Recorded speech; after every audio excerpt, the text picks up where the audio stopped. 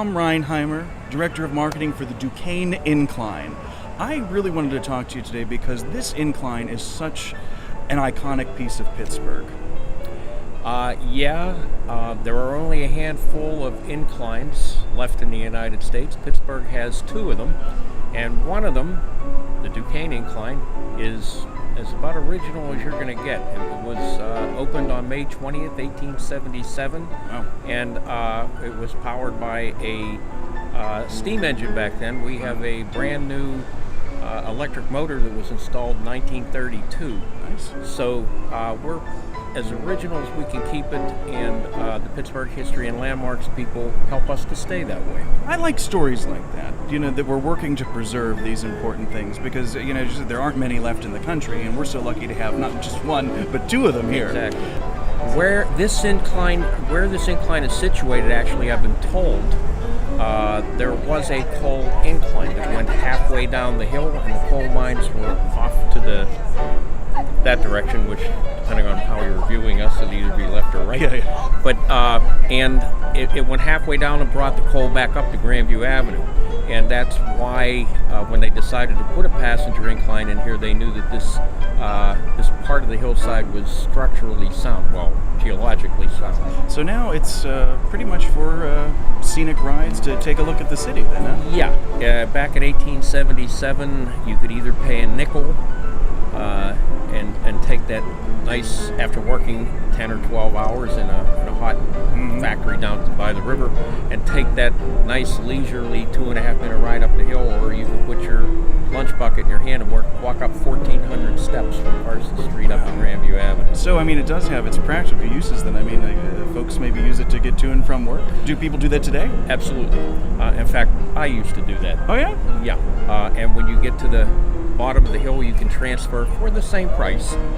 You get we operate under, along with the Port Authority of Allegheny County, and so any other form of transportation, buses, trolleys, whatever happens to stop here, we get out, we either give a transfer so you can get on the next Port Authority transportation, or we accept their transfer, their bus passes.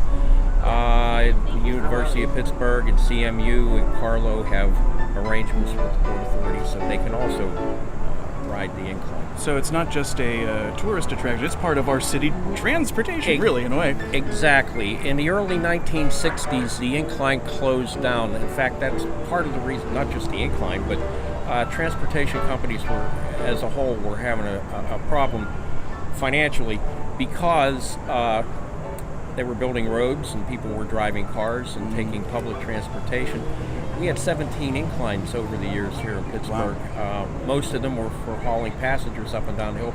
Some of them actually hauled freight. They would actually haul horses and wagons up and down the hills so that the groceries, clothing, manufactured goods that came from down by the river, either came in by barge or by rail or were made down there, could be distributed to stores up here, or delivered directly to the homes. When this incline closed down, a group of people from up here on Mount Washington and Duquesne Heights, the two neighborhoods up here, decided to try to save this to get us up and down the hill. So the people formed a nonprofit organization. They called it the Society for the Preservation of the Duquesne Incline.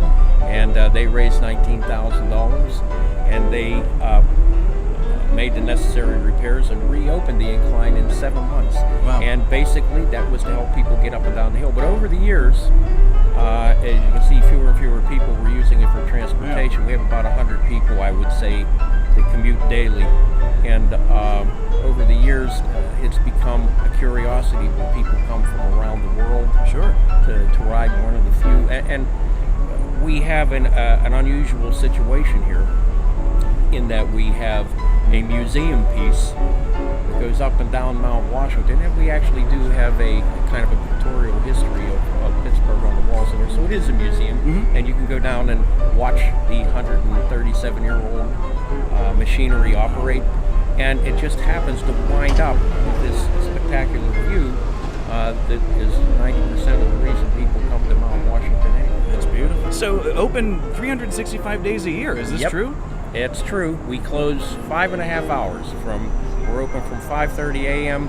and our staff leaves about 1 o'clock in the morning They start closing up about 12:30. The last couple of riders, if you're waiting for somebody, and then we close the doors at 1 o'clock. Wow. So does weather ever affect the running of the incline? Ice, snow, wind? No, the cars weigh about 6 tons apiece. They take care of the ice and snow. The tracks at the lowest point are maybe 3 or 4 feet off the ground, so that just pushes the snow, crushes the ice, and pushes it right out of the way. The machinery is from the electrical parts are from the 30s. The machinery, the cars, all that are from late 1800s, so they're unaffected. They didn't design them to break. They are mechanical. They're not electronic, so temperatures don't affect them. So yeah, we run in just about anything. Yeah. About how many can fit in the incline? We can fit 18 adults on the cars, and the cars actually were designed by the Burgh company out of Philadelphia to beat trolley cars. They were horse-drawn trolley cars, and so you would assume you need to fit 20 or more people under to make it financially worth your while. Sure. Right? So yeah, it's kind of neat. So how much of the equipment and the structure of the incline itself is original now? It's hard to say. The cars are original, but pieces have to be replaced. Oh, sure. And that's good to know if you're riding on it. Yeah.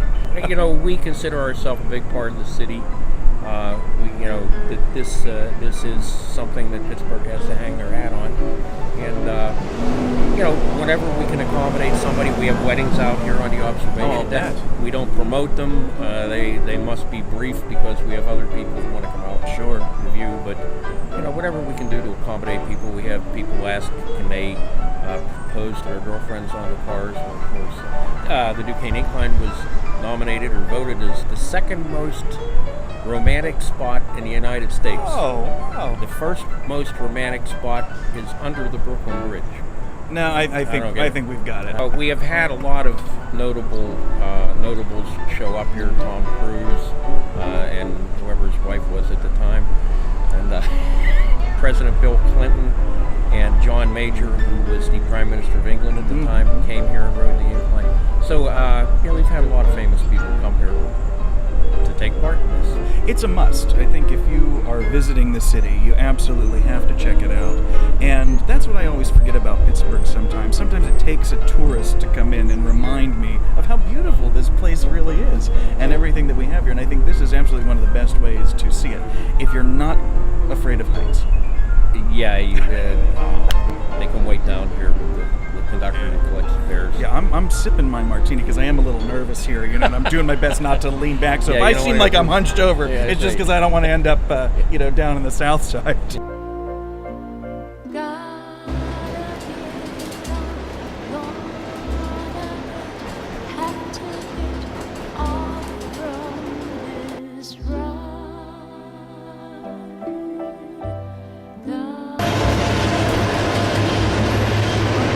This is how I deal with all my troubles. Rise above it. Hold of my pride. I can see Mike Bizzelli getting lunch from here.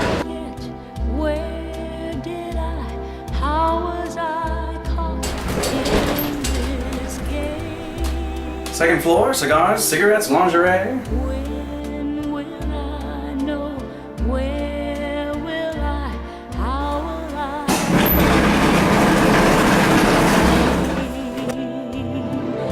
When did I start?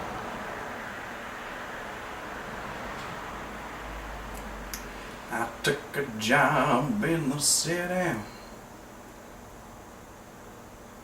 working for the man every night and day.